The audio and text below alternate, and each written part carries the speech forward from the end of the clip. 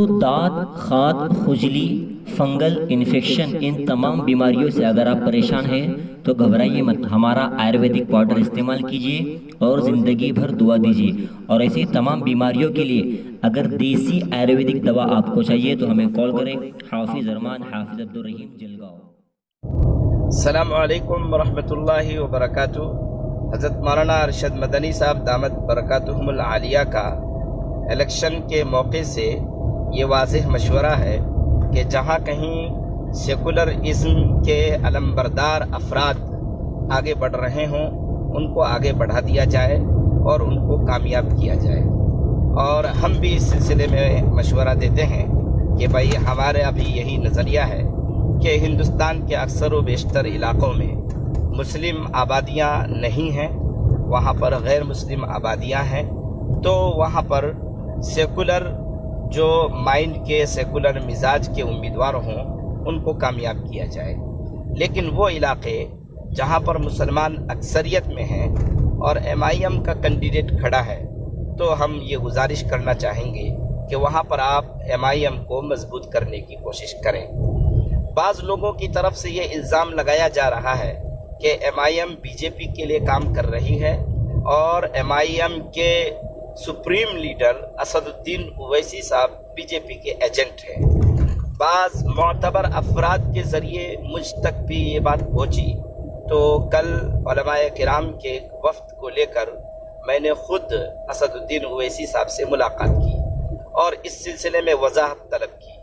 تو انہوں نے مجھ سے یہ کہا کہ جو صاحب بھی یہ بات میرے سلسلے میں کہہ رہے ہیں، میں ان کے لیے عمرے کا ٹکٹ دیتا ہوں، میں بھی خود عمرے میں چلتا ہوں، روضہ رسول میں جا کر نبی پاک صلی اللہ علیہ وسلم کے قدمین مبارکین کی طرف ہم لوگ کھڑے ہو جائیں گے۔ اگر ان کے پاس میرے سلسلے میں یہ واضح دلیل ہے کہ میں بی جے پی کا ایجنٹ ہوں اور بی جے پی کے لیے کام کر رہا ہوں، تو وہ میری ہلاکت کے لیے بد دعا کریں گے وہاں کھڑے ہو کر کے، اور میں ان کی بد دعا پہ آمین کہوں گا۔ اس سے بڑی اور کوئی بات نہیں ہو سکتی ہے۔ میں نے اور بھی بہت ساری باتیں ان سے کی جس کا جواب انہوں نے بڑی جرأت مندانہ طریقے سے دیا، اور میرے ساتھ علماء کرام کا ایک پورا وفد تھا، مختلف لوگوں نے مختلف باتیں کی، لہذا میں اس سلسلے میں مکمل شرح صدر ہوں کہ M I M B J P کے لیے کام نہیں کر رہی ہے۔ ایم آئی ایم کے سپریمو اسد الدین اویسی صاحب بی جے پی کے ایجنٹ نہیں ہیں۔ نمبر ایک بات ہماری یہ تھی۔ نمبر دو، کشن گنج اسمبلی حلقے کے سلسلے میں میں یہ گزارش کروں گا کہ ابھی تک کے سروے کے مطابق اور حالات کے مطابق 70% ووٹرز کا جو رجحان ہے وہ یہ ہے کہ ایم آئی ایم کو ووٹ ڈالا جائے، پتنگ میں ووٹ ڈالا جائے، قمر الہدا کے لیے ووٹ ڈالا جائے اور قمر الہدا صاحب کو کامیاب بنایا جائے۔ بعض لوگوں کے ذریعے یہ جو افواہ پھیلائی جا رہی ہے کہ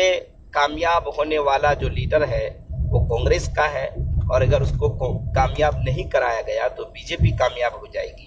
یہ ایک دھوکہ ہے۔ حقیقی بات یہ ہے کہ آپ ایک جیتے ہوئے لیڈر کو، جیتے ہوئے ایم ایل اے کو، جس کے بارے میں یہ یقین ہے کہ وہ بی جے پی میں نہیں جائیں گے،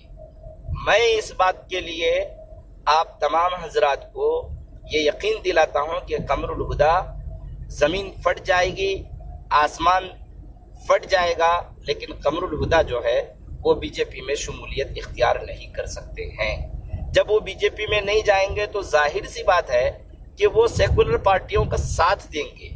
تو پھر آپ ان کو ہرا کر اور بی جے پی کو جتانے کی کوشش کیوں کر رہے ہیں؟ لہذا میں یہ گزارش کروں گا کہ قمر الہدا صاحب کے لیے آپ ووٹ کریں۔ تیسری بات یہ ہے، امتیاز جلیل صاحب بھی جو اورنگ آباد سے ایم آئی ایم کے ایم پی ہیں، ان سے بھی ہم لوگوں کی بات ہوئی جب ایم پی کا الیکشن ہوا تھا، اور اس وقت شیو سینا اور بی جے پی کا گٹھ بندھن تھا۔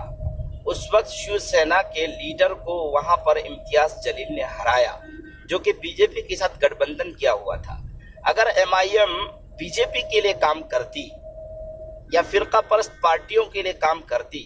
تو کیا ضرورت تھی کہ امتیاز جلیل صاحب وہاں پر بی جے پی کے کینڈیڈیٹ کو ہراتے اور اپنی جیت درج کرواتے؟ اور پھر جیت ہو جانے کے بعد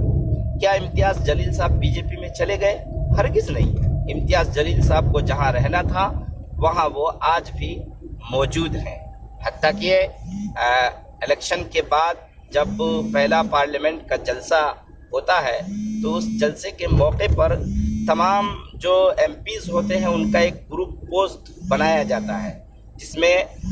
نریندر مودی بھی ہوتے ہیں. تو اسد الدین اویسی صاحب نے اس گروپ پوسٹ کو دینے سے بھی منع کر دیا. انہوں نے خود کہا کہ پھر میں ذہنی شکار ہو گیا کہ بھائی یہ کرنا چاہیے کہ نہیں کرنا چاہیے، اور بالآخر میں نے یہ فیصلہ لیا کہ میں اس کے ساتھ